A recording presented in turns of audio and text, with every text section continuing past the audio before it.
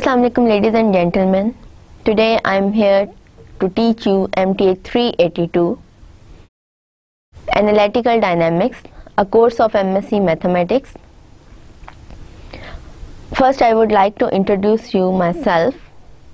My name is Dr. Amber Sheikh and I am an assistant professor mathematics in the Department of Mathematics, ComSets Institute of Information Technology, Park Road, Chak Shahzad, Islamabad.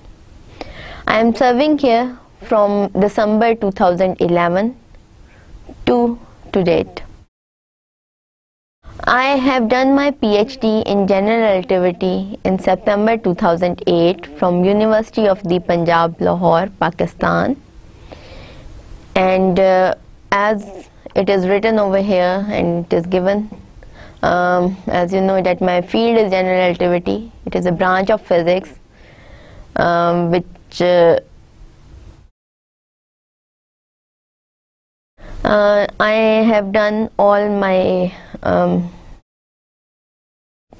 these degrees, BSc in Mathematics A and B and Statistics in 1999 and MSc Mathematics in 2001, and afterwards I have done my MPhil in General Relativity in 2004, all from the Punjab University, Lahore.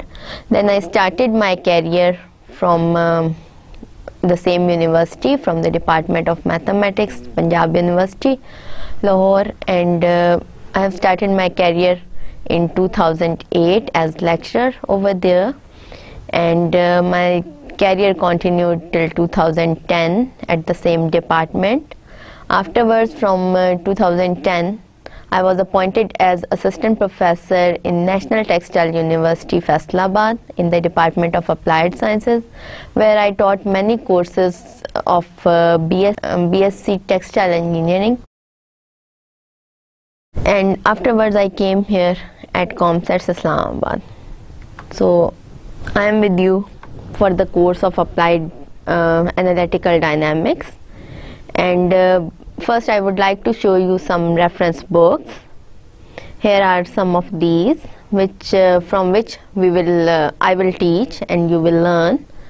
The book which I would like to handle the most, and you can take it as a reference book, is Classical Mechanics, its 3rd edition by Goldstein, Poole and Sefco.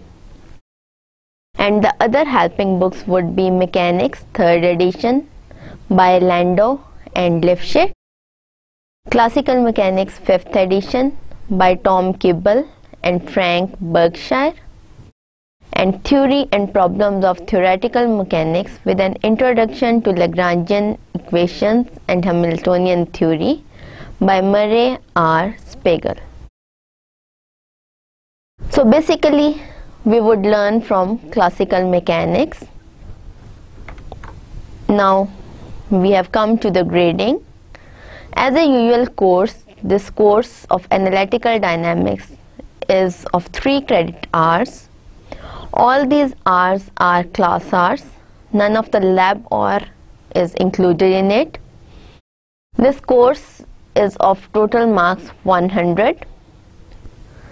As per ComSets policy, the sessional 1 would be of 10 marks, the sessional 2 it would be of 15 marks. I would like to take 4 quizzes, and those 4 constitute 15 marks. There would be 4 assignments for you, and those would be of 10 marks, and the final exam, it would be of weightage 50 marks. All of these would constitute those 100 marks. Again, I would like to repeat that the sessional 1, it would be of 10 marks, sessional 2 would be of 15 marks. There would be 4 quizzes of 15 marks. One quiz would be held before sessional 1. The second would be held before sessional 2, the third would be held before sessional 2, and the fourth after sessional 2 and before the final exam. There would be 4 assignments, 4 collectively of 10 marks. The first assignment would be given to you and would be taken from you before sessional 1. The second and third would be given and taken from your side before sessional 2, and the last assignment would be given to you after sessional 2 and would be taken from you before the final exam. The final exam would be of 50 marks. Now, what's the objective of this course? This is the main question. It is a very elementary course, and our principal objective is to develop an understanding of the fundamental principles of classical mechanics. Classical mechanics is the subject you have learned in your BSc program. But there would be a better understanding of the fundamental principles of that subject, and we would like to make building on those foundations another floor. Further, this course contains the master concepts in the Lagrangian and Hamiltonian mechanics. All these terms and concepts would be learned in this course. All these topics provide the background which develop your solid and systematic problem solving skills, and they lay a solid foundation for more advanced study for classical mechanics and quantum mechanics, which are very important branches of physics. Here are the course outlines. First part of your course, it consists of kinematics, and it is chapter 4 of this edition of classical mechanics by Goldstein, and a little bit of extra would be included. This part of kinematics contains the topics rotating coordinate systems, rotating matrix, velocity and acceleration in cylindrical and spherical coordinates. As you know, we usually deal with the plane coordinates, but you have learned a lot about the polar coordinates. The cylindrical coordinates and the spherical coordinates are somewhat advanced from the polar coordinates. The polar coordinates are two-dimension coordinates, wherever these cylindrical and spherical coordinates are in 3 dimensions. I would like to discuss it in detail afterwards. The second part of the course consists of Lagrangian mechanics, and it contains parts from chapter 1 and chapter 2 of the classical mechanics by Goldstein. It includes generalized coordinates, constraints, degrees of freedoms, generalized velocities, generalized forces, and kinetic energy. The next part contains the part of Lagrange's equation, and it is from the chapter 1 of your book Classical Mechanics by Goldstein. It includes principle of D'Alembert, Lagrange equations of motion, Lagrange multipliers, equation of motion for holonomic and non-holonomic systems with multipliers. The next part, the last part of this course, is about variational calculus. It includes chapter number 9, 10 and some part of chapter 2 from the Goldstein's classical mechanics, and the topics included in it are Hamilton's principle, canonical equations, ignorable coordinates, Hamilton-Jacobi theory, theory of small oscillations or canonical transformations.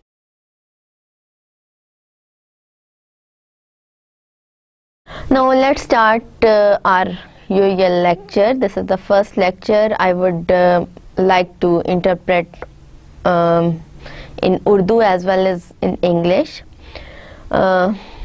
हमारा पहला lecture जो है ये कुछ basic concept पे मुश्तमिल है, बुनियादी कॉन्सेप्ट्स हैं। मैकेनिक्स के बारे में थोड़ी सी बातें होंगी, उसके बाद थोड़ा सा हम अपने बेसिक कॉन्सेप्ट्स को रीन्यू करेंगे, रिफ़्रेश करेंगे, आगे बात करेंगे, कुछ बेसिक चीज़ें देखेंगे। हो सकता है ये आपने पहले भी पढ़ी हो, लेकिन पहले लेक्चर में इसलिए हमने इंक्लूड की हैं कि ये आप क्या रिफ़्रेश हो जाएगा ना नॉलेज इससे। अब हम मैकेनिक्स की तरफ आते हैं कि सबसे पहले तो हमें ये समझना चाहिए कि मैकेनिक्स है क्या। What is mechanics? It is a branch of physics which deals with the motion or change in the position of physical objects. Mechanics है क्या? ये फिज़िक्स की एक ऐसी ब्रांच है, फिज़िक्स का हिस्सा है जो कि कोई भी फिज़िकल ऑब्जेक्ट आप ले लें, उसमें जो चेंज आ रही है या जो उसकी मूवमेंट है उसके मुतालिक बात करता है। फिज़िकल ऑब्जेक्ट मिसाल के तौर पे आप गाड़ी ले लें, कार के अंदर जो चेंज आ रही है। अब कार एक चल रही है, पहले कार रुकी हुई थी, उसके बाद कार चलना शुरू होती है। कार चलना शुरू होती है, ज़ाहिर है उसके अंदर मोशन आ गई, मूवमेंट आ गई। अब वो अपनी पोजीशन किस तरह से चेंज कर रही है, अब मैकेनिक्स सारी उसकी हरकत के बारे में डिस्कस करेगी। अच्छा, मैकेनिक्स का जो है बेसिक ये जो सब्जेक्ट है, इसके 3 हिस्से हैं आगे। इसके अंदर काइनेमेटिक्स है जो कि ज्योमेट्री ऑफ मोशन से डील करती है। ज्योमेट्री का तो आपको पता ही है कि जी मोशन किधर हो रही है, किधर से किधर को जा रही है, उसकी डायरेक्शन क्या है, उसका हिसाब किताब क्या है। डायनामिक्स जो है वो फिजिकल कॉजेज ऑफ मोशन से डील करती है कि जी अगर ये मोशन हो रही है तो क्यों हो रही है, किस वजह से हो रही है। अब गाड़ी है वो अगर एक जगह खड़ी है, जाहिर है उसके ऊपर कितने सारे फिजिकल इफेक्ट्स हैं। अब आप देखें तो उसके ऊपर ग्रेविटेशनल इफेक्ट भी है कि एक चीज़ जो एक जगह पे खड़ी है, ग्रेविटी तो उसके ऊपर असर करेगी। अगर एक गाड़ी चल रही है, क्योंकि हम मैकेनिक्स की बात कर रहे हैं, हम गाड़ी की चलती हुई कार की मोशन की बात कर रहे हैं। अब अगर एक गाड़ी चलती है तो उसके ऊपर क्या क्या इफ़ेक्ट कर रहा है। चलती हुई गाड़ी के ऊपर एक तो ग्रेविटी ऑफ अर्थ इफ़ेक्ट कर रही है। अब हम इस गाड़ी की बात कर रहे हैं जो सड़क पे चल रही है, ठीक है जी। अब उसके ऊपर पहली बात तो ये है कि जो ज़मीन की ग्रेविटी है वो इफ़ेक्ट करेगी, ग्रेविटेशनल इफ़ेक्ट्स आ गए। उसके अलावा अगर हवा है तो जाहिर है एयर रेजिस्टेंस भी है, ठीक है। उसके अलावा दूसरी गाड़ियाँ जो उसके इर्द गिर्द चल रही हैं उनकी वजह से भी कुछ इफेक्ट होंगे। तो ये डायनामिक्स उसकी मोशन के कॉज के बारे में बात करती है। अच्छा, ये मोशन हो रही है तो इसकी मोशन क्यों हो रही है, कैसे हो रही है। उसके बाद हम स्टैटिस्टिक्स की बात करते हैं, ये भी मैकेनिक्स का हिस्सा है। लेकिन स्टैटिस्टिक्स ऐसी कंडीशंस के बारे में बात करती है कि जिसमें कोई मोशन नहीं हो रही है, कोई मोशन नजर नहीं आ रही है, मोशन के होने से बिल्कुल पहले की बात है, ठीक है जी। तो ये है मैकेनिक्स के 3 हिस्से। पहला हिस्सा इसका है काइनेमेटिक्स, फिर है डायनामिक्स और फिर है स्टैटिक्स। उसके बाद जब हम रिवीजन करते हैं कि जी बेसिक कॉन्सेप्ट क्या है मैकेनिक्स का, सबसे पहले बात ये आती है कॉन्सेप्ट क्या होता है। कॉन्सेप्ट, कुछ भी जहन में ख्याल एक बनता है उसको हम कॉन्सेप्ट कहते हैं। मैकेनिक्स का सबसे पहले जो बेसिक कॉन्सेप्ट है, यानी बुनियादी कॉन्सेप्ट, बुनियादी ख्यालात क्या हैं मैकेनिक्स में। सबसे पहले बात आती है, सबसे पहले हम बात करेंगे revision of basic concepts of mechanics की। हम रिवाइज करेंगे थोड़े से मैकेनिक्स के कॉन्सेप्ट। अब सबसे पहली बात ये है कॉन्सेप्ट क्या है। कॉन्सेप्ट एक ख्याल है जो बनता है। स्पेस जो है इसके अंदर कॉन्सेप्ट्स कौन से आते हैं, इसके अंदर पॉइंट का कॉन्सेप्ट आपका आ रहा है, पोजीशन का कॉन्सेप्ट आता है, डायरेक्शन का कॉन्सेप्ट आता है। मिसाल के तौर पे पॉइंट क्या चीज़ है। पॉइंट को हम कह सकते हैं कि जी ये एक दायरा है 0 रेडियस का, ठीक है। It is a circle of radius 0। अब देखेंगे पॉइंट कितनी छोटी सी चीज़ है, कितनी माइनर सी चीज़ है, ठीक है। अब ये हम आमतौर पे क्या करते हैं कि पेंसिल से एक निशान लगा देते हैं, एक नुक्ता लगा देते हैं और हम कहते हैं कि जी ये पॉइंट है, ठीक है। वैसे दिखाने के लिए तो ये भी काफ़ी है, लेकिन ये कि पॉइंट का जो मैथ्स के अंदर इसकी डेफिनेशन है वो क्या है, it is a circle of radius 0, it is a point. Position क्या है, कोई चीज़ जिस जगह पे है उसका हम किसी हवाले से तायुन करते हैं कि मिसाल के तौर पे कमरे में पड़ी किसी चीज़ का भी हम कमरे के नुक्कर के साथ रिलेट कर सकते हैं कि जी ये नुक्कर से इतने फुट के फासले पे पड़ी है। उसके लिहाज से हम पोजीशन उसकी तयन करते हैं कि जी ये इसकी पोजीशन क्या है, ये इस नुक्कड़ से कितनी दूर है, ये इस दरवाजे से कितनी दूर है। इसी तरह हम डायरेक्शन उसकी देखते हैं कि अच्छा जी ये शुमाल की तरफ इतनी दूर है, ये जनूब की तरफ इतनी दूर है, ये मशरिक की तरफ है, ये मगरिब की तरफ है। उसके अलावा जब हम हरकत पे आते हैं तो हम उसकी डिस्प्लेसमेंट भी देखते हैं कि ये इधर से उधर गई है तो कितनी दूर गई है, कैसे गई है। ये हमारे सारे जो कॉन्सेप्ट्स हैं, ये हमारे आइडियाज़ जो हैं, ये स्पेस से रिलेटेड हैं। ठीक है जी। इसी तरह स्पेस से रिलेटेड हमारे और भी आइडियाज़ हैं, जैसे लेंथ का आइडिया है, लंबाई जो है वो स्पेस के अंदर ही है, पॉइंट जो है वो भी स्पेस के अंदर है, लेंथ जो है उसकी वो भी स्पेस के अंदर है, पोजीशन जो उसकी है वो भी स्पेस के अंदर है, डायरेक्शन जो है वो भी स्पेस के अंदर है। अच्छा जी, उसके बाद हम बात करते हैं टाइम की। टाइम क्या है? टाइम का जब भी हम बात करते हैं हमारे जहन में क्या आता है? हमारे जहन में घंटे आते हैं, सेकंड्स आते हैं और मिनट आते हैं और इस किस्म की चीज़ें आती हैं। जो भी कुछ हमारी घड़ियों से रिलेटेड है वो हम कहते हैं कि जी ये टाइम है, इतने सेकंड हो गए, इतने मिनट हो गए, टाइम बदल रहा है, ये हो गया, वो हो गया। इसके बाद हम आते हैं मैटर की तरफ। मैटर क्या है? मादा क्या है? जी जो हम कहते हैं कि ये जो सारे के सारे ऑब्जेक्ट्स बने हुए हैं ये छोटे छोटे मैटर के टुकड़ों से बने हुए हैं। ठीक है जी, मादे के छोटे छोटे टुकड़े हैं। अब ये कि किसी टुकड़े की कोई शक्ल है, किसी टुकड़े की कोई शक्ल है। मैं भी मादे की शक्ल हूँ एक। इसी तरह ये कुर्सी है, ये भी मादा है। मेज़ है, ये भी मादे की एक शक्ल है, मादे का एक हिस्सा है। तो हम पार्टिकल को हम कैसे डिफाइन कर सकते हैं मैकेनिक्स में? A small localized object which can be ascribed several physical properties such as mass and volume, या a small bit of matter occupying a point in space and perhaps moving as time goes by.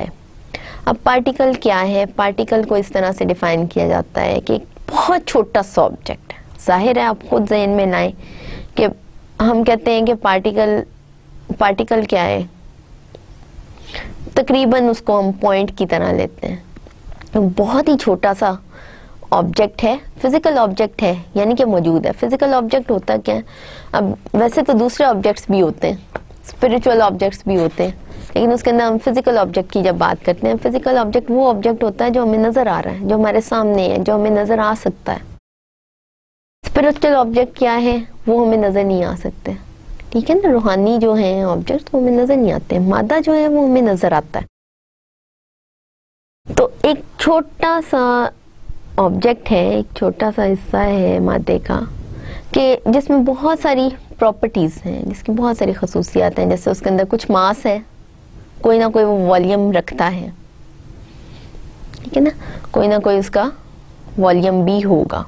इस दुनिया में है, उसका कुछ ना कुछ वजन है, कुछ ना कुछ वो जगह कवर कर रहा है, कुछ ना कुछ उसका वॉल्यूम है। या फिर हम कह सकते हैं कि एक छोटा सा पॉइंट है, उसने कुछ मादा लिया हुआ है, अपने अंदर कुछ मादा रखा हुआ है। और ये पॉइंट कहाँ पे है? ये इसी स्पेस में है, आपके इर्द गिर्द आसपास कहीं पे ये है।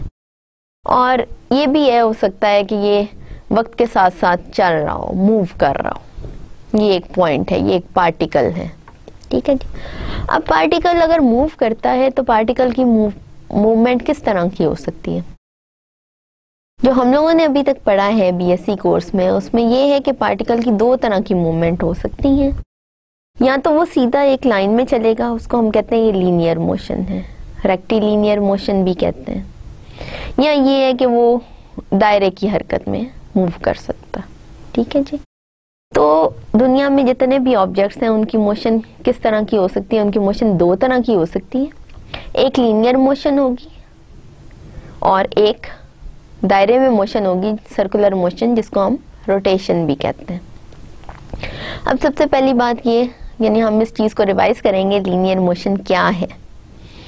सबसे पहले हम लीनियर मोशन की तरफ आ जाते हैं। A motion along a straight line and can therefore be described mathematically using one special dimension. एक ऐसी मोशन जो कि एक स्ट्रेट लाइन के साथ साथ हो और हम मैथमेटिक्स के अकॉर्डिंगली उसको हम एक डायमेंशन से, एक पैरामीटर से एक्सप्लेन कर सकते हैं।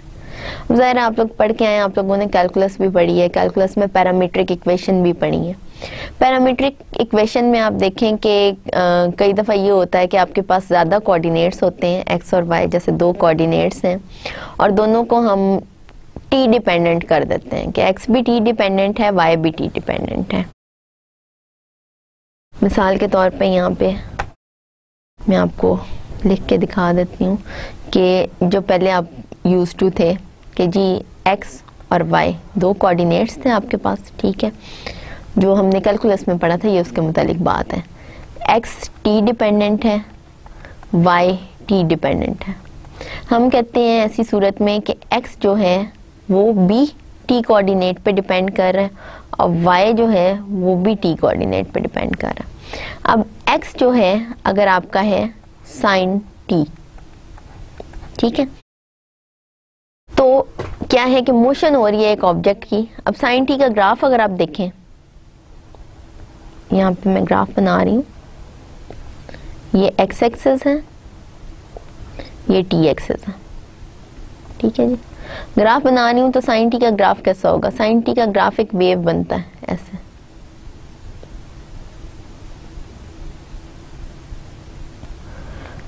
यहाँ आगे इसी वेव पे हम आगे चलेंगे। यहाँ से देखें साइन टी का ग्राफ एक वेव बनती है, ठीक है जी। अब ये वेव जो है ये ऊपर नीचे ऊपर नीचे, अगर हम कहते हैं कि हमारी जो मोशन जो है वो स्ट्रेट लाइन के अलोंग है, तो आप कहोगे नहीं जी ये तो स्ट्रेट लाइन के अलोंग नहीं हुई,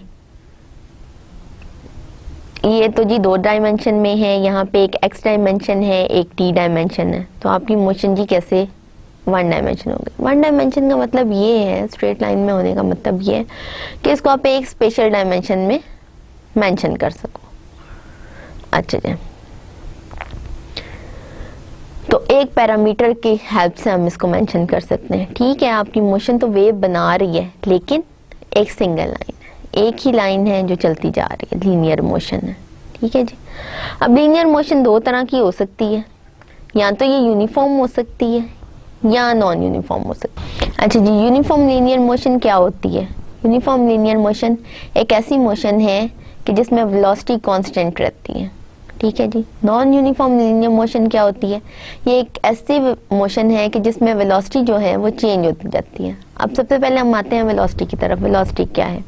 वेलोसिटी है जी change of displacement with respect to time, कि एक ऑब्जेक्ट जो है वो अपनी जगह चेंज कर रहा है और उसके साथ साथ ज़ाहिर है वक्त भी गुजर रहा है, तो उसने कितनी जगह चेंज की और कितना वक्त गुजरने के साथ साथ इसको चेंज किया, ये हमारी आ गई यूनिफॉर्म लीनियर मोशन, ठीक है जी। और उसके अंदर क्या है कि वेलोसिटी, सॉरी ये आ गई हमारी वेलोसिटी। वेलोसिटी क्या है? Change in displacement with respect to change in time. अगर वेलोसिटी हमारी कांस्टेंट रहे तो हम इसको कहते हैं कि ये यूनिफॉर्म लीनियर मोशन है। और अगर वेलोसिटी आपकी चेंज होती जाती है, कभी कहीं है, किसी टाइम पे वेलोसिटी कुछ और है, किसी पे कुछ और है, तो जाहिर है उसकी वजह से हमारे पास क्या आता है? Change in velocity with respect to change in time, acceleration. यानी कि आपके पास कुछ एक्सेलरेशन आती है तो हम ऐसी लीनियर मोशन को कहते हैं कि ये नॉन यूनिफॉर्म लीनियर मोशन है। दोबारा से मैं इस चीज को रिपीट कर देती हूँ। यूनिफॉर्म लीनियर मोशन क्या है? वो जिसमें एक्सेलरेशन जीरो है, वेलोसिटी तो आ रही है, वेलोसिटी कांस्टेंट आ रही है, आपकी एक्सेलरेशन जीरो है। दूसरी आपके पास है नॉन यूनिफॉर्म लीनियर मोशन, यानी ऐसी लीनियर मोशन जिसमें वेलोसिटी के साथ साथ एक्सेलरेशन भी इंक्लूड हो रही है। उसके बाद दूसरी टाइप ऑफ मोशन क्या है? रोटेशन। रोटेशन क्या है? ये एक सर्कुलर मूवमेंट है ऑब्जेक्ट की। A rotation is a circular movement of an object around a center or point of rotation. एक सर्कुलर मूवमेंट है और किसके अबाउट है? सिर्फ एक पॉइंट के अबाउट। रोटेशन एक सेंटर के अबाउट होती है। ये भी हो सकता है कि वो सेंटर एक लाइन हो, यूजुअली वो एक पॉइंट होता है जिसके इर्द गिर्द एक ऑब्जेक्ट जो है वो रोटेट करता जाता है। एक तीन डायमेंशनल ऑब्जेक्ट जो है, three dimensional object, it rotates always round an imaginary line called the rotation axis. अब जो थ्री डायमेंशन में ऑब्जेक्ट आप देख रहे हैं वो यूजुअली क्या होता है कि एक इमेजिनरी लाइन होती है जो कि ऑब्जेक्ट के बिल्कुल दरमियान में है और उसको हम कहते हैं रोटेशन एक्सिस। मिसाल के तौर पे आप ज़मीन को देख लीजिए, अर्थ जो है इसका भी एक रोटेशन एक्सिस है सेंटर से पास करता है और उसके इर्द गिर्द अर्थ रोटेट करती है। इसी तरह सारे जो ज़मीन के अलावा सूरज हैं, चांद हैं, सितारे हैं, ये सारे के सारे रोटेट कर रहे हैं। हमें पता है कि सारे हेवनली बॉडीज़ जो हैं ये रोटेट करते हैं और हर एक का इसी तरह अपने ही अंदर, अपनी बॉडी के अंदर से एक्सेस एक गुजरता है, ख्याली एक्सेस है, उसके इर्द गिर्द रोटेट करते हैं। ऐसी रोटेशन को हम कहते हैं कि ये स्पिन है। उसके अलावा ये जी एक और किस्म की रोटेशन होती है। मिसाल के तौर पे हमें पता है कि अर्थ जो है ये स्पिन तो करती है, लेकिन इसके अलावा ये सूरज के इर्द गिर्द भी एक गोल दायरे में घूमती है। इस किस्म की रोटेशन को हम रेवोल्यूशन कहते हैं। यानी हमारी ज़मीन की हेवनली बॉडी की दो तरह की मूवमेंट्स हो गई, एक है स्पिन और दूसरी है रेवोल्यूशन। स्पिन क्या है? स्पिन के अंदर एक ऐसी किस्म की ये रोटेशन है कि जिसमें जो एक्सिस ऑफ रोटेशन है वो जो बॉडी रोटेट कर रही है उसका एक्सिस ऑफ रोटेशन उस बॉडी के अंदर ही होगा। ठीक है, मिसाल के तौर पे अर्थ अपने एक एक्सिस के इर्द गिर्द स्पिन कर रही है और ये वो एक्सिस है जो नॉर्थ पोल से साउथ पोल के दरमियान है और अर्थ के सेंटर से गुजर रहा है। इसी तरह अर्थ रिवॉल्व कैसे कर रही है? सूरज के इर्द गिर्द रिवॉल्व कर रही है और सूरज के अंदर से इसका एक्सिस ऑफ रोटेशन जो है वो गुजर रहा। ठीक है, एक्सिस ऑफ रोटेशन क्या है? वो सूरज है, यानी एक ऐसा एक्सिस है, इमेजिनरी एक्सिस है जिसके दरमियान सूरज है और सूरज के इर्द गिर्द ये उस एक्सिस के इर्द गिर्द रेवोल्यूट कर रही है, रिवॉल्व कर रही है। ठीक है जी। अब यहाँ पे हमने क्या देखा है कि जी क्या रिपीट किया है कि मोशन दो तरह की होती है, लीनियर हो सकती है, नॉन लीनियर हो सकती है। लीनियर मोशन दो तरह से हो सकती है, एक को कहते हैं हम यूनिफॉर्म लीनियर मोशन और दूसरी है non uniform linear motion. Uniform linear motion में वेलोसिटी जो है वो कांस्टेंट होती है, एक्सेलरेशन ज़ीरो होती है। Non uniform linear motion velocity जो है वो ज़ीरो नहीं है, कांस्टेंट नहीं है, वो चेंज हो रही है, एक्सेलरेशन ज़ीरो नहीं है, कुछ ना कुछ आ रही है, कभी ऊपर जा रही कभी नीचे जा रही, ये भी हो सकता है। यूनिफॉर्म एक्सेलरेशन भी हो सकता है, लेकिन एक्सेलरेशन मौजूद होती है। मिसाल के तौर पे आप एक गाड़ी की मोशन ले लें तो गाड़ी चलती है कभी किसी वेलोसिटी से, कभी 80 किलोमीटर पर आवर की स्पीड होती है उसकी, कभी 60 किलोमीटर पर आवर की स्पीड होती है। डायरेक्शन उसकी अलोंग द रोड होती है, जिधर को रोड की डायरेक्शन है उधर ही हम कार चला रहे होते हैं। तो अब वहाँ से उसकी वेलोसिटी आएगी, जाहिर है स्पीड चेंज हो रही है, वेलोसिटी चेंज हो रही है। ठीक है, वेलोसिटी क्या है? वेलोसिटी स्पीड विद डायरेक्शन ही है ना। तो स्पीड जब चेंज हो रही है तो इसका मतलब वेलोसिटी भी चेंज हो रही है, वेलोसिटी चेंज हो रही है तो एक्सेलरेशन आती है। तो आमतौर पे ये जो कार ड्राइविंग होती है, चाहे आप शहर में करें या शहर से बाहर करें, ये नॉन यूनिफॉर्म लीनियर मोशन देती है। उसके बाद जी सेकंड टाइप हमारे पास रोटेशन है। रोटेशन की भी आगे हमने दो टाइप्स देखी हैं अब तक, एक स्पिन है और दूसरी रेवोल्यूशन है। दो तरह की मोशन हो सकती है और ये दोनों तरह की मोशन हम हेवनली बॉडीज़ में देख सकते हैं। अब अल्लाह ताला ने देखें कितना खूबसूरत निज़ाम बनाया है कि हमारी ज़मीन जो है ये सूरज के इर्द गिर्द रिवॉल्व करती है। ठीक है, अपने एक्सेस के इर्द गिर्द स्पिन भी कर रही है और सूरज के इर्द गिर्द रिवॉल्व भी कर रही है। चांद जो है वो ज़मीन के इर्द गिर्द स्पिन भी कर रहा है और रिवॉल्व भी कर रहा है। इसी तरह सूरज जो है वो कायनात के अंदर बहुत बड़े सारे यानी ये सूरज जो है वो अपनी गैलेक्सी में है। ठीक है, इस गैलेक्सी में, और ये जो गैलेक्सी के अंदर सूरज और उसके अलावा और भी बहुत सारे सितारे हैं, ये सारे के सारे भी घूम रहे हैं, ये सारे के सारे स्पिन भी हैं इनके अंदर और ये रिवॉल्व भी कर रहे हैं। ये रिवॉल्व किसके इर्द गिर्द कर रहे हैं कि इस गैलेक्सी के दरमियान में कुछ ब्लैक होल्स हैं, ये सारे उन ब्लैक होल्स के इर्द गिर्द रिवॉल्व कर रहे हैं। ब्लैक होल के मुतालिक अब यहाँ पे ज़ाहिर है हमारे सब्जेक्ट से रिलेटेड तो नहीं है बात, लेकिन ये कि ब्लैक होल एक स्पेशल जगह है। अल्लाह ताला ने एक ऐसी जगह बनाई है कि जो काले रंग की नज़र आती है और वो कोई ऐसा ऑब्जेक्ट है जिसके अंदर बहुत ज़्यादा मास है और उसकी ग्रेविटी बहुत ज़्यादा है और इतनी ज़्यादा है कि वो इन तमाम के तमाम स्टार्स को अपने साथ लेके चल रहा है।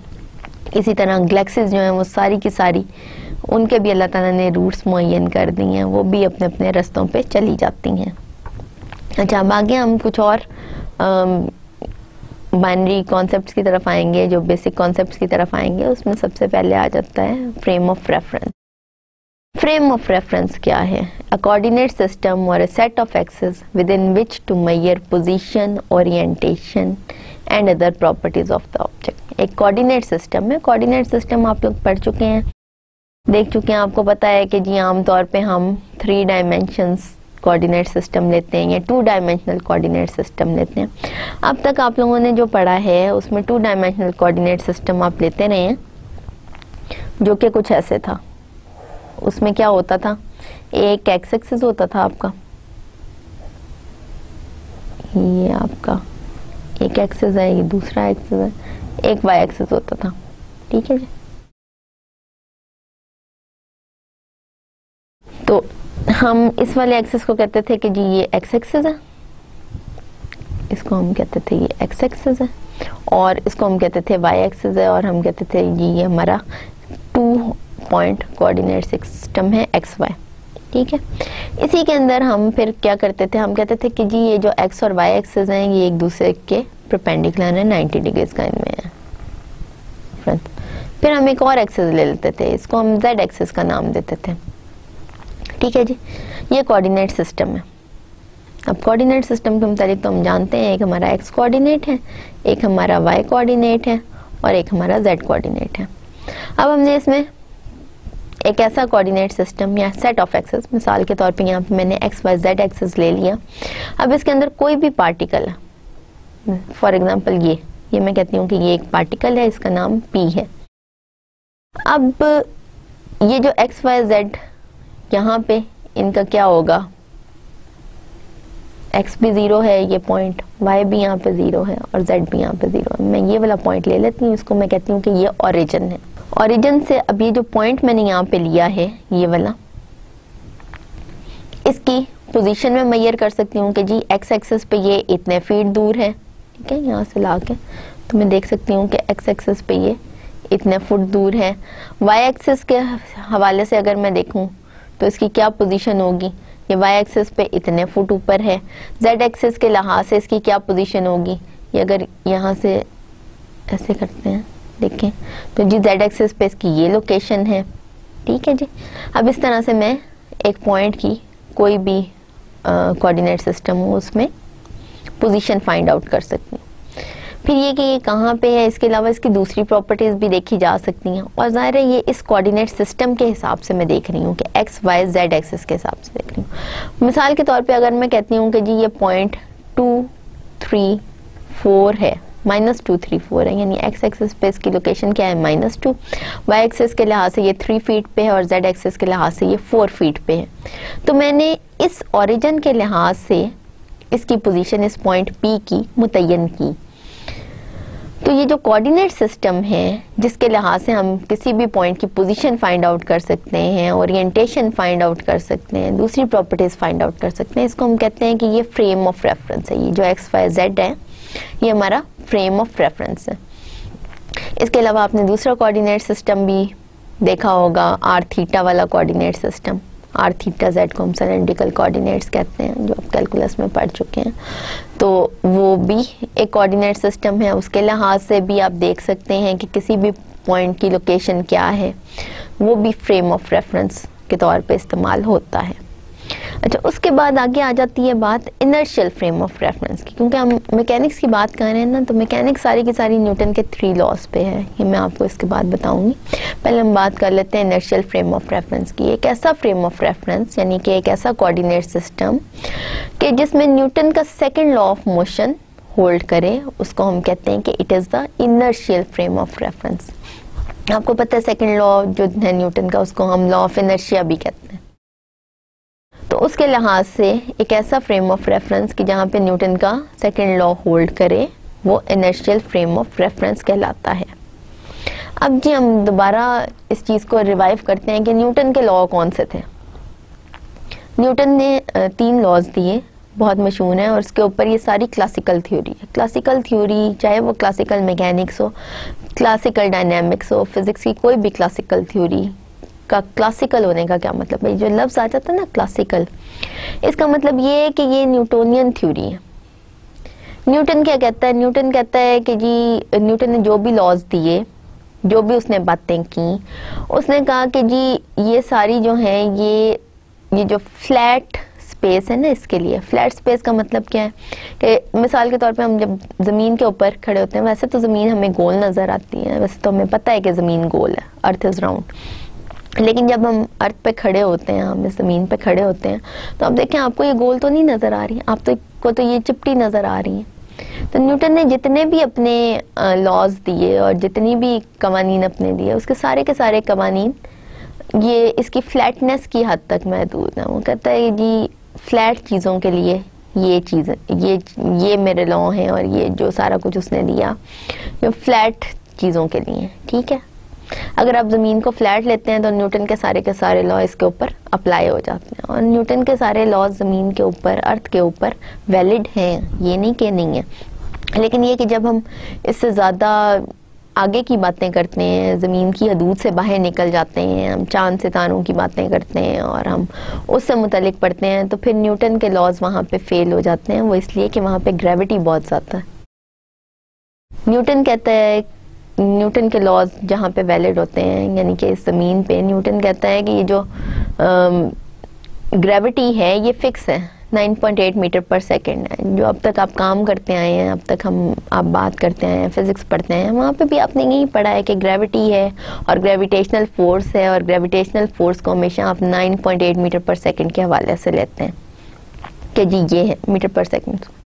अच्छा जी, अब जो आप ग्रेविटी लेते हैं, हम कहते हैं जी ये 9.8 मीटर पर सेकेंड स्क्वायर है, तो ये फिक्स है, ये सिर्फ इस ज़मीन के लिए फिक्स है, इस अर्थ के ऊपर फिक्स है। अगर आप इस अर्थ की हदूद से बाहर निकल जाते हैं, आप दूसरी जगहों की बात करते हैं, आप सूरज के करीब जाते हैं, तो वहाँ हो सकता है कि ग्रेविटी इतनी ना हो, वहाँ पे न्यूटन के लॉ जो हैं वो फेल हो जाते हैं, और वहाँ पे आइंस्टाइन के लॉ जो हैं वो काम करते हैं। यानी आइंस्टाइन के लॉ, न्यूटन के लॉ, मैं ये नहीं कह रही हूँ कि गलत है, न्यूटन के लॉ ठीक हैं, लेकिन आइंस्टाइन के लॉ इससे ज़्यादा वसी हैं। यानी ये कि आइंस्टाइन के लॉ को अगर आप रिस्ट्रिक्ट करते हैं तो न्यूटन का लॉ ही बनता है। जब अर्थ के लिए आप आइंस्टाइन की थ्योरी लेते हैं, आइंस्टाइन ने थ्योरी ऑफ रिलेटिविटी दी है, और वो बड़ी वास्ट सी थ्योरी है और बहुत इंपॉर्टेंट ब्रांच है फिज़िक्स की। तो जब आइंस्टाइन की थ्योरी को हम रिस्ट्रिक्ट करते हैं इस ज़मीन के लिए, तो वो फिर न्यूटोनियन थ्योरी में चेंज हो जाती है। यही वजह है कि न्यूटन की थ्योरी बहुत इंपॉर्टेंट है, क्लासिकल थ्योरी बहुत इंपॉर्टेंट है, और हम जो सारा कुछ पढ़ रहे हैं हम क्लासिकल थ्योरी इसीलिए पढ़ते हैं कि ये थ्योरी जो है ये इस अर्थ के ऊपर वैलिड है। अब आप देखें, सिर्फ आप ही नहीं बल्कि ये जो इंजीनियर्स हैं ये भी क्लासिकल थ्योरी पढ़ते हैं। क्यों? इसलिए कि इंजीनियरिंग पे जो दुनिया के ऊपर ही ज़ाहिर है हर काम हम कर रहे हैं, तो न्यूटन के सारे लॉज यहाँ पे वैलिड होते हैं। तो वैसे भी न्यूटन के लॉज जो हैं ये बेसिक है फिजिक्स की सारी बेस इसके ऊपर ही है। अब देखें, आपको कोई बेस मिल जाती है, बेस के ऊपर आप इमारत का देख लें कि इमारत की पहले बुनियाद डालते हैं, बुनियाद मजबूत हो तो ऊपर आप जितना मर्जी बढ़ा सकते हैं, ऊपर फिर आप बनाते जाते हैं, पहली मंजिल बनती है, फिर दूसरी मंजिल बनती है, तीसरी मंजिल बनती है। इसी तरह ये क्लासिकल थ्योरी ऑफ फिजिक्स जो है ये बुनियाद है, इनके ऊपर फिर बाकी थ्योरीज जो हैं वो बनती गई। और न्यूटोनियन थ्योरी, ज़ाहिर है क्लासिकल थ्योरी का मतलब ही यही है कि ये वो थ्योरी है कि जो न्यूटन के लॉ को, जहाँ पे न्यूटन के लॉ वैलिड है, न्यूटन के लॉ पर मबनी है। तो न्यूटन के लॉ तो इसका मतलब है कि ये सारी बेस है इस सारी थ्योरी की, हर चीज़ की बेस यही है। तो न्यूटन के जो 3 लॉज हैं वो आप पढ़ते आए हैं, बल्कि आपने मैट्रिक्स से पढ़ने शुरू किए, उसके बाद फिर आपने उनकी मुख्तलिफ एप्लीकेशन देखी हैं, एफएससी में आपने देखे, बीएससी में आपने देखे, आपने अप्लाई किया, फिर जो मैथमेटिक्स बी आपने किया, मैकेनिक्स जिसके अंदर था, मैकेनिक्स सारी की सारी जो भी आपने किया आप न्यूटन के लॉ के ऊपर ही बेस्ड मैकेनिक्स अब तक पढ़ते आए हैं, और अब आगे भी हम इन्हीं को लेके चलेंगे। अच्छा, न्यूटन का पहला लॉ क्या है कि every particle persist in the state of rest और of uniform motion in a straight line unless acted upon by a force. Newton का पहला लॉ क्या है? न्यूटन कहता है कि जी हर पार्टिकल जो है वो या तो अपनी रेस्ट की स्टेट में रहेगा, या फिर अगर वो मोशन में है, यूनिफॉर्म मोशन में, स्ट्रेट लाइन में यूनिफॉर्म मोशन कर रहा है, तो वो मूव करता रहेगा जब तक कि आप उसको किसी फोर्स के ज़रिए रोकोगे नहीं। मिसाल के तौर पे यहाँ पे आप कहें कि जी एक बॉल है, ये एक दायरा है, मैंने एक दायरा सा बना दिया, बॉल बना दिया। अब ये बॉल रुका हुआ है, रुका रहेगा जब तक कि इसके ऊपर कोई फोर्स नहीं लगेगी बाहर से जो इसको चलने पे मजबूर कर दे। ठीक है जी। अब हम कहते हैं कि जी ये ज़मीन पे यहाँ पे अगर मैं ये पेन नहीं, मिसाल के तौर पे अगर मैं यहाँ पे रख लेती हूँ तो ये रुका तो नहीं रहेगा, जो ही मैं इसको छोड़ूंगी ये नीचे गिर जाएगा। क्यों गिरेगा? इसलिए कि नीचे से फोर्स ऑफ ग्रेविटी है जो इसको खींचेगी। यहाँ से मैं छोड़ूंगी तो ये यहाँ नीचे गिर जाएगा। वो इसलिए कि फोर्स ऑफ ग्रेविटी यहाँ मौजूद है जो इसको नीचे खींच रही है। अगर आप इस फोर्स को भी खत्म कर दें, हम कहेंगे ये वैक्यूम है, यहाँ पे कोई फोर्स ऑफ ग्रेविटी नहीं है, कोई कुछ नहीं है। ठीक है, खाली जगह है बिल्कुल, ना कोई एयर है ना कोई और फोर्स है। तो आप चीज को जहाँ पे छोड़ोगे वो वहां पे ही रहेगी। अगर वो मूव कर रही है, यूनिफॉर्म मोशन में है, स्ट्रेट लाइन में मूव कर रही है, यूनिफॉर्म मोशन है, यूनिफॉर्म रेक्टिलिनियर मोशन है उसकी, तो वो उसी में मूव करती रहेगी। और जब तक आप कोई ऐसी फोर्स नहीं होगी जो उसको रोके, अगर वो नहीं रुकेगी तो वो चलती जाएगी। सेकंड है जी उसका law, if F is the external force acting on a particle of mass m which as a consequence is moving with velocity v, यानी हम कहते हैं कि F एक एक्सटर्नल फोर्स है, एक पार्टिकल है, उसका मास m है और वो पार्टिकल जो है वो मूव कर रहा है, उसकी कुछ वेलोसिटी है, वो वेलोसिटी v है और उसके ऊपर एक फोर्स लग रही है बाहर से।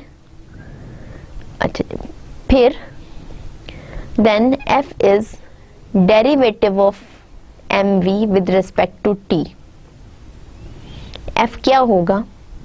F is mass into velocity, ये क्या बनता है? इनफैक्ट ये dp by dt बनता है, change of p with respect to t, वो है ये F। यानी ये जो एक्सटर्नल फोर्स है ये है क्या? ये dp by dt है, where p is mv and it is called the momentum। p जो है वो मास इनटू वेलोसिटी है और इसको हम मोमेंटम कहते हैं। मोमेंटम क्या होता है? Amount of motion in the body, body के अंदर कितनी मोशन हो सकती है, वो मोमेंटम है। ठीक है ना, हमने अभी तक यही पढ़ा हुआ। मोमेंटम क्या है? मोमेंटम की डेफिनेशन जो हम लोग पहले पढ़ चुके हैं वो यही है कि momentum is the amount of motion in the body. तो ये जो एक्सटर्नल फोर्स है, कोई पार्टिकल है, वो मास m का है और वो उसकी वेलोसिटी है v, वो वेलोसिटी v से जा रहा है, तो जो एक्सटर्नल फोर्स उस पार्टिकल पे एक्ट हुई है जिसकी वजह से ये वेलोसिटी प्रोड्यूस हुई है, क्योंकि आमतौर पे हम मास को इंडिपेंडेंट ऑफ टाइम देते हैं। मादा जो है, इसका वजन जो है या मास जो है, इसकी क्वांटिटी है, क्वांटिटी ऑफ मैटर, ये इंडिपेंडेंट ऑफ टाइम होती है हमारे पास। तो ये जो change in velocity with respect to change in time आ रहा है या एक्सेलरेशन आ रही है, इनफैक्ट है ये वही कि जी F is equals to m में आगे ये लिखा हुआ आप पढ़ सकते हैं कि if m is independent of time t, this becomes F is equals to m dv by dt और F equal to ma, where a is the acceleration of the body. ठीक है, तो है क्या कि फोर्स अप्लाई हुई है एक मास पे। हम यही अज्यूम कर लेते हैं कि जो मैंने ऊपर बॉल बनाया है, बॉल के ऊपर एक फोर्स आई है, ये आपका बॉल है। ठीक है, ये एक फोर्स है, एक्सटर्नल फोर्स जो इसके ऊपर अप्लाई हुई है F, और इसकी वजह से हुआ क्या है कि ये बॉल इधर मूव करना शुरू हो जाएगा। ठीक है, अब बॉल जब मूव करेगा, बॉल का मास क्या है? बॉल का मास है m। बॉल मूव करेगा तो उसकी कोई ना कोई वेलोसिटी होगी, वो v होगी। v के नीचे लाइन यहाँ आप देखेंगे कि यहाँ पे v जो है वो बोल्ड है। बोल्ड का मतलब ये है कि ये वेलोसिटी वेक्टर है। ठीक है ना, स्केलर नहीं है। मास जो है, मास आपका स्केलर क्वांटिटी है। ठीक है, फोर्स जो है, फोर्स भी आपकी वेक्टर क्वांटिटी है और वेलोसिटी भी आपकी वेक्टर क्वांटिटी है। तो फोर्स जब इस वेलोसिटी v के ऊपर अप्लाई हुई है, यहाँ पे भी आप देखें, यहाँ पे v जो है that must be bold, bold हो यहाँ पर अंडरलाइन कर लें, सेम चीज है। ठीक है जी, और p is equals to, p जो है ये भी हमारा बोल्ड है, p is equals to mv। ठीक है, मैंने अंडरलाइन कर दिया। तो फोर्स जो है वो क्या है? वो change in momentum with respect to time है कि जी मोशन, अमाउंट ऑफ मोशन में क्या चेंज आ रहा है टाइम के लिहाज से। टाइम गुजर रहा है, गुजरते टाइम के लिहाज से जो भी मोमेंटम में चेंज आ रहा है वो ये एक्सटर्नल फोर्स ही प्रोड्यूस कर रही है। अब मैंने आपको ये एग्जांपल दी कि एक बॉल था, बॉल रुका हुआ था, बॉल का मास m था, बॉल के ऊपर एक एक्सटर्नल फोर्स आई। मिसाल के तौर पर मैं इसको मैंने इसको धक्का दे दिया, ठीक है। अब मैंने कुछ फोर्स इसके ऊपर लगाई, उससे क्या हुआ कि ये मास कुछ वेलोसिटी के साथ मूव करना शुरू हो गया। तो ये जो बाहर से मैंने फोर्स लगाई थी वो mass into change in velocity थी, मास इनटू एक्सेलरेशन थी। ये न्यूटन का सेकंड लॉ है। और अभी हमने जो इनर्शियल फ्रेम की बात की कि जी इनर्शियल फ्रेम क्या होता है, इनर्शियल फ्रेम ऑफ रेफरेंस एक ऐसा फ्रेम ऑफ रेफरेंस है जहां यही वाला सेकंड लॉ ऑफ न्यूटन का जो सेकंड लॉ ऑफ मोशन है ये होल्ड करे। एक ऐसा इनर्शियल फ्रेम जहां पे न्यूटन का second law of motion hold करे, वो इनर्शियल फ्रेम ऑफ रेफरेंस है। और सेकंड लॉ ऑफ मोशन है क्या, in fact in short F is equals to ma, कि ये जो एक्सटर्नल फोर्स अगर एक बॉडी पे अप्लाई होती है, क्योंकि न्यूटन का पहला लॉ क्या था कि एक बॉडी है वो अपनी जगह रुकी रहेगी या वो चलती रहेगी, या तो वो लीनियर यूनिफॉर्म मोशन में लीनियर मोशन आपको शो करती रहेगी, या फिर वो स्टेट ऑफ रेस्ट में वो स्टेट ऑफ रेस्ट में ही रहेगी जब तक आप कोई एक्सटर्नल फोर्स नहीं अप्लाई करोगे। आपके पास ये जो बॉल था ये इस वक्त रेस्ट फ्रेम में था, ठीक है ना, रेस्ट स्टेट में था। इसके ऊपर आपने फोर्स अप्लाई की, फोर्स से आपको जाहिर है इस फोर्स की वजह से कुछ वेलोसिटी पैदा हुई, कुछ एक्सेलरेशन मिली। तो ये जो फोर्स है it is equals to ma mass into the acceleration, ठीक है जी।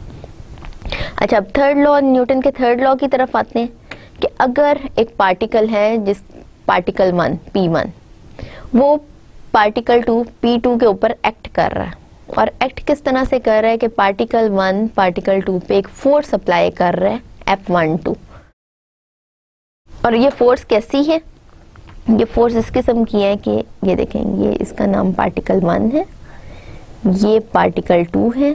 पार्टिकल 1 ने पार्टिकल 2 को धक्का दिया और पार्टिकल 2 में मूवमेंट आई, फोर्स प्रोड्यूस हुई, ये पार्टिकल 2 पे फोर्स लगी है, और फोर्स जो है वो इस डायरेक्शन में है, F12 इसका नाम है।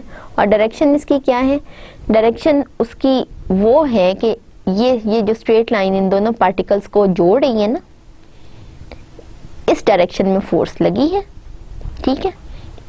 इसी तरह वो कहता है कि पार्टिकल 2 की वजह से पार्टिकल 1 पे भी एक फोर्स एग्जर्ट होती है, उसको हम F21 का नाम दे रहे हैं, ठीक है। पार्टिकल 2 की वजह से पार्टिकल 1 पे एक फोर्स एक्ट होगी, और ये जो पार्टिकल 1 की वजह से पार्टिकल 2 पे फोर्स एक्ट हुई है और पार्टिकल 2 की वजह से पार्टिकल 1 पे जो फोर्स एक्ट हो रही है वो दोनों बराबर होंगी तो वो ऑपोजिट इन डायरेक्शन, यानी कि पार्टिकल 1 पार्टिकल 2 को धक्का लगा रहा है और पार्टिकल 2 पार्टिकल 1 को धक्का लगा रहा है, लेकिन बराबर का धक्का लगा रहे हैं। F12 और F21 बराबर हैं लेकिन ऑपोजिट इन डायरेक्शन है। तो वो कहता है कि ये इस तरह से होता है कि हर एक्शन का इक्वल रिएक्शन होता है, लेकिन ये रिएक्शन ऑपोजिट होता है।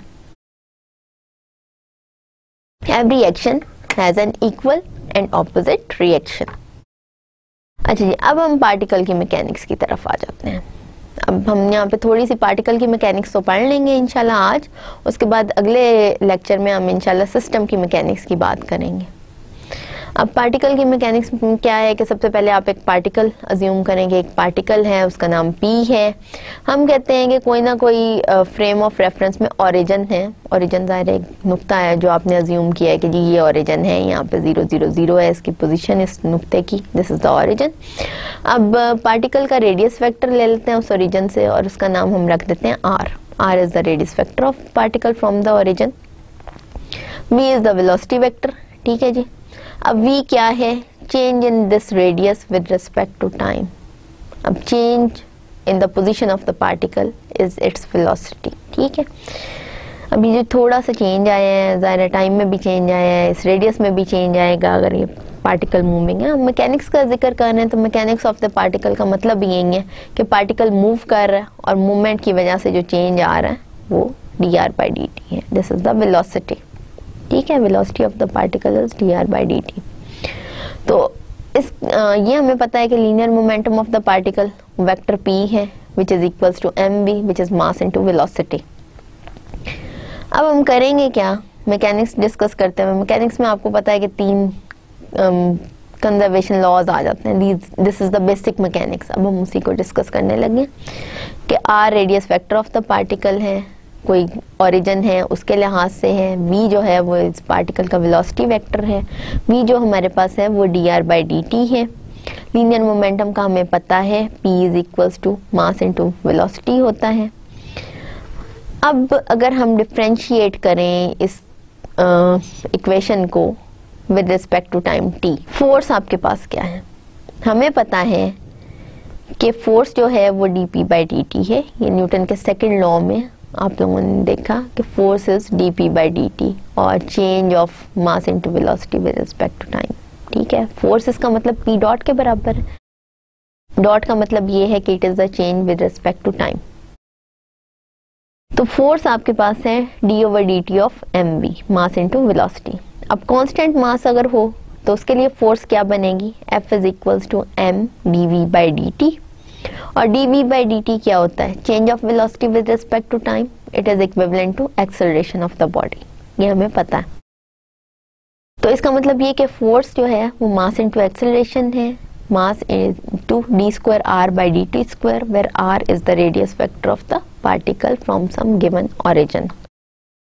यहां से हम conservation theorem for linear momentum की तरफ आते हैं कि if the total force F is 0, then P is 0 and the linear momentum P is conserved।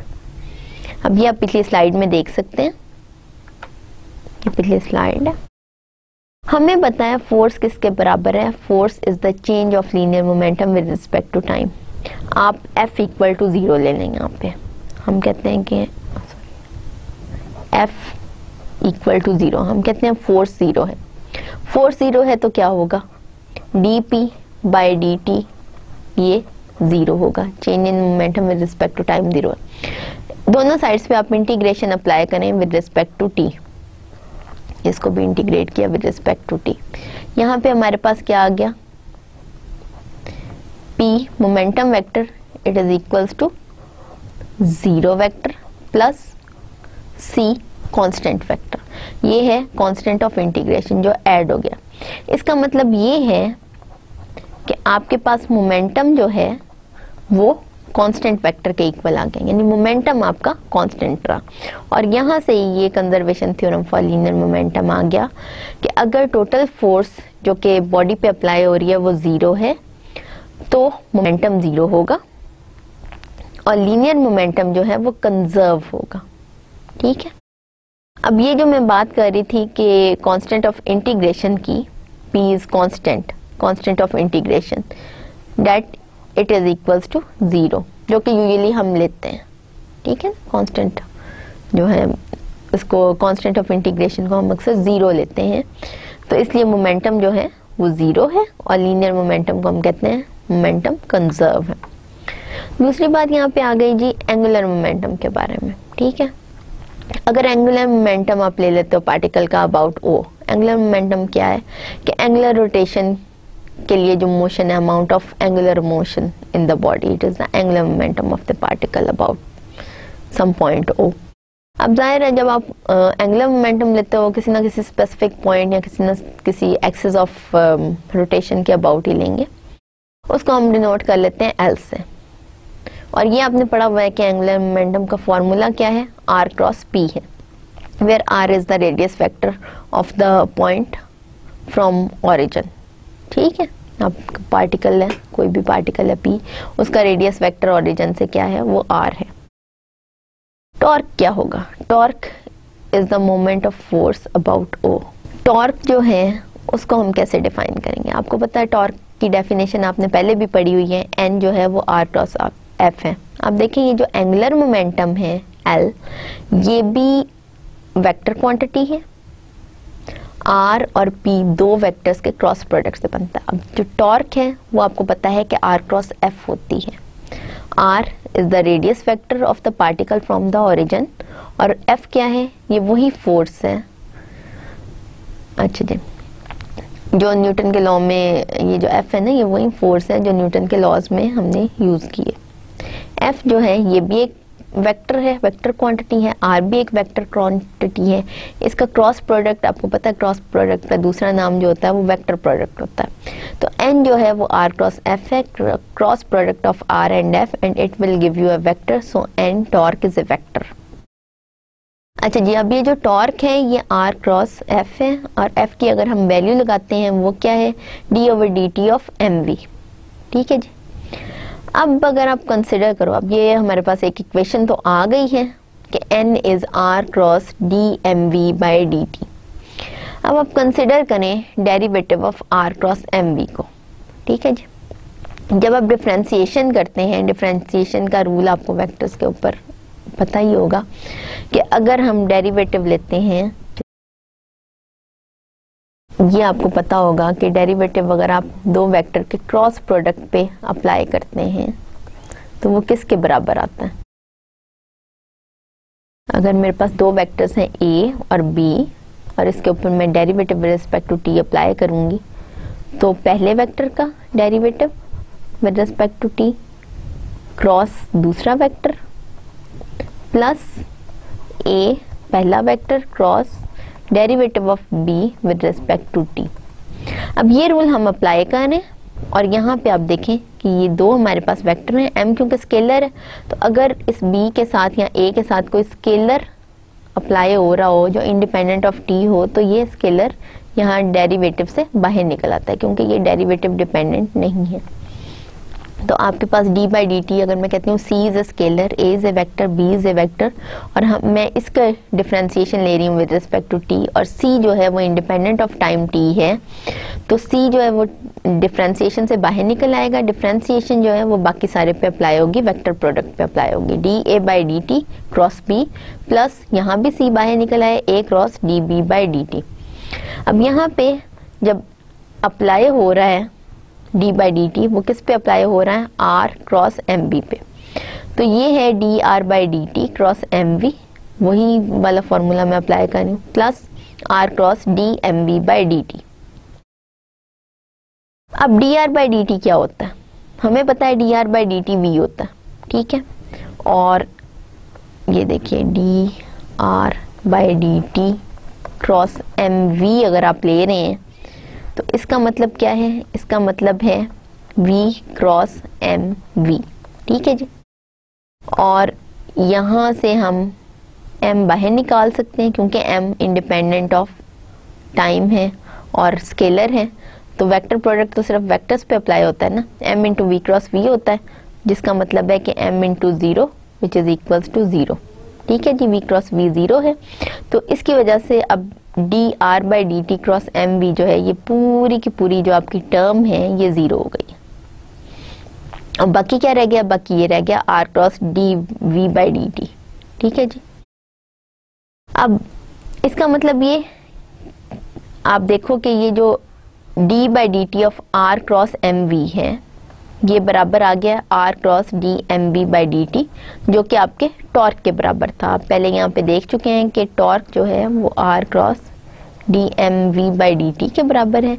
इसी तरह यहाँ पे यही term r cross D m by D t इसके बराबर है। तो हम टॉर्क को क्या लिख सकते हैं, torque is equals to r cross D m v by D t which is equal to d by D t of r cross M v. अब r का तो हमें पता है वो वेक्टर आ रही है, mb का हमें पता है कि ये क्या है, ये लीनियर मोमेंटम है। ठीक है जी, मोमेंटम वेक्टर है। So it is equals to d by D t of r cross p, और r क्रॉस p क्या होता है, ये जो आपकी स्लाइड है इसके सबसे शुरू में लिखा है कि it is equals to d l by D t which is l dot. इसका मतलब ये कि आपका टॉर्क किसके बराबर है, एंगुलर मोमेंटम के इसके टाइम डेरिवेटिव के बराबर है। ठीक है ना, change in angular momentum with respect to time is equals to torque. तो इसका मतलब क्या हुआ कि क्योंकि आपका torque n rate of change of angular momentum with respect to time के बराबर है, इसका मतलब क्या है कि अगर एंगुलर मोमेंटम, अगर आपका ये टॉर्क ज़ीरो हो जाता है, if your n is equals to zero, इसका मतलब ये है कि आपका d l by D t equal to zero है, जो कि शो करता है कि आपका जो एंगुलर मोमेंटम है ये 0 वेक्टर के बराबर है। और अगर एंगुलर मोमेंटम आपका 0 वेक्टर के बराबर है तो इसका क्या मतलब है कि एंगुलर मोमेंटम आपका कंजर्व है। So this is the conservation theorem for the angular momentum of the particle. If your total torque n is 0, then your angular momentum L dot is 0 and angular momentum L is conserved. अब जी हम work की तरफ आ जाते हैं। Work का भी आपको पता है वर्क क्या है, कोई भी काम कोई पार्टिकल ने किया है। हम कंसिडर करते हैं एक पार्टिकल को जो कि मूव कर रहा है पॉइंट 1 से पॉइंट 2 की तरफ। Consider the particle moving from point 1 two point 2 under an external force F. हम कहते हैं कि एक पार्टिकल है, उस पर एक फोर्स लग रही है और वो फोर्स क्या कर रही है कि उसको एक पॉइंट 1 से पॉइंट 2 तक पहुंचा रही है। 2 पॉइंट्स है, ये P1 है और ये P2 है, ये दूसरा पॉइंट है। एक पार्टिकल है P1 पे था, उसके ऊपर कुछ फोर्स लगी, कुछ वर्क हुआ और वो P2 तक पहुंचा। तो जो भी वर्क डन हुआ वो इस एक्सटर्नल फोर्स के अंडर W12 है। ठीक है जी। हम कहते हैं कि फिर ये W12 किसके बराबर हुआ? By definition it is integral from point 1 two point 2 F dot dr। ये जी वर्क डन की डेफिनेशन है कि जी आप फोर्स का डॉट प्रोडक्ट लें और उसके बाद उसको इंटीग्रेट करें पॉइंट 1 से पॉइंट 2 तक। ठीक है जी। अब अगर ये कांस्टेंट मास है इस फोर्स का तो W12 ये किसके बराबर होगा? हम कहते हैं कि जी फोर्स जो है ये mv के बराबर है और m कांस्टेंट है। ठीक है, जैसे कि आमतौर पे होता है। तो ये जो W12 है ये integral 1 to 2 F dot dr के बराबर है। और अब इस dr को हम थोड़ा सा चेंज कर सकते हैं। Integral 1 to 2 F dot dr by dt। r क्या है? वही पोजीशन है with respect to the origin, position of the particle with respect to the origin. और अब क्योंकि ये पोजीशन चेंज हुई है इसलिए चेंज इन r आप ले रहे हो। ठीक है, तो dr by dt change in r with respect to time t और ये change in r with respect to time t किसके इक्वल होगा? ये उस पार्टिकल के वेलोसिटी वेक्टर के बराबर होगा। आप देखें यहाँ पे वेलोसिटी वेक्टर अब आ गया। हमने क्या किया? dt से इसको डिवाइड भी कर दिया, मल्टीप्लाई भी कर दिया इस पूरे इंटीग्रल को। तो हमारे पास आ क्या गया? Integral 1 to 2 F dot v dt। ठीक है जी। अब क्योंकि F आपका mv के बराबर है ये हमें पता है और हमें ये भी पता है कि मास कांस्टेंट है, तो F की बजाय आप mv एंटर करोगे। It is equals to m, क्योंकि इंडिपेंडेंट ऑफ टाइम है m को इंटीग्रल से बाहर निकाल लोगे।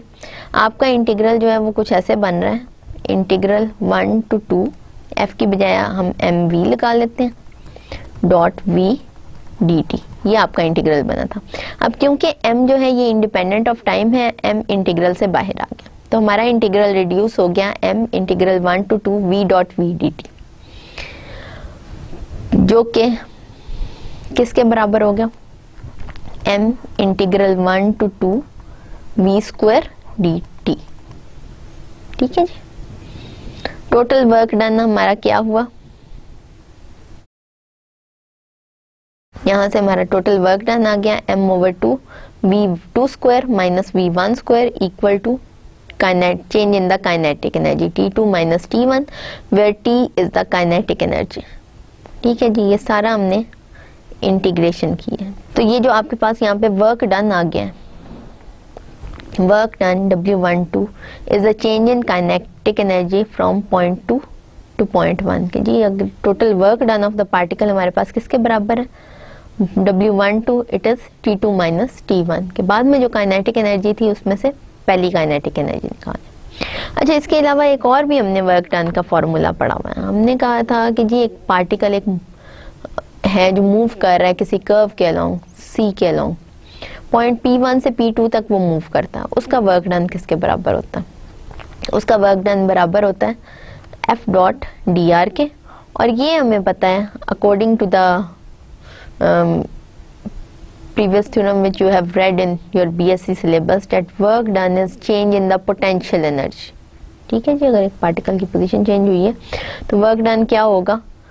Change in the potential energy of the particle. और ये चेंज कैसे होगा कि पार्टिकल पहले जिस पॉइंट पे था वहाँ पे क्या पोटेंशियल एनर्जी थी और उसमें से हम वो पोटेंशियल एनर्जी निकाल देते हैं जो दूसरे पॉइंट पे पार्टिकल की होती है। अच्छा जी, अब दोनों इक्वेशन हम वर्क डन की लें तो पहली इक्वेशन हमारी क्या थी कि total work done W12 is second point पे जो काइनेटिक एनर्जी है उसमें से हम फर्स्ट पॉइंट पे जो काइनेटिक एनर्जी थी वो उसको निकाल लें। और ये वाली जो आपके पास डेफिनेशन आ गई वो क्या है कि पहले जो पोटेंशियल एनर्जी थी उसमें से दूसरे पॉइंट की पोटेंशियल एनर्जी निकाल दें तो वो भी वर्क डन के बराबर है। अब इस इक्वेशन को हम 1 कह देते हैं और इसको हम 2 कह देते हैं। इक्वेशन 1 और 2 से हम क्या लेते हैं, T2 minus T1 equal to V1 minus V2। इसका मतलब क्या है कि T2 plus V2 is equals to T1 plus V1। और ये क्या है, kinetic energy plus potential energy at point 2, ये बराबर है kinetic energy at point 1 plus potential energy at point 1 के। ठीक है, अब पॉइंट 1 पे ये पार्टिकल की, आप देखें इक्वेशन की लेफ्ट हैंड साइड पे पॉइंट 2 पे जो पार्टिकल की kinetic energy plus potential energy वो है उसका मजमुआ है। इसका मतलब ये कि ये total energy of the particle at point 2 है। और इक्वेशन की अगर आप राइट हैंड साइड देखें तो T1 प्लस V1 है which is the total energy of the particle at point P1। तो जो total energy of the particle at point 2 वो बराबर आ गई है total energy of the particle at point 1 where E is the total energy of the system. तो यहाँ पे नहीं आएगा, यहाँ पे इसको कैंसिल कर रही हूँ, यहाँ पे पार्टिकल आएगा। कोई भी पार्टिकल है उसकी टोटल एनर्जी है E, तो पॉइंट 2 पे जो भी पार्टिकल की टोटल एनर्जी है वो बराबर है पॉइंट 1 पे पार्टिकल की टोटल एनर्जी। यहाँ से हम conservation theorem for the energy of A particle लेते हैं कि जी अगर फोर्सेस जो हैं वो पार्टिकल के ऊपर एक्ट कर रही हैं और वो कंजर्वेटिव हैं तो total energy of the particle जो है वो कंजर्व होगी। इसके साथ ही हम पहला लेक्चर ख़त्म करते हैं।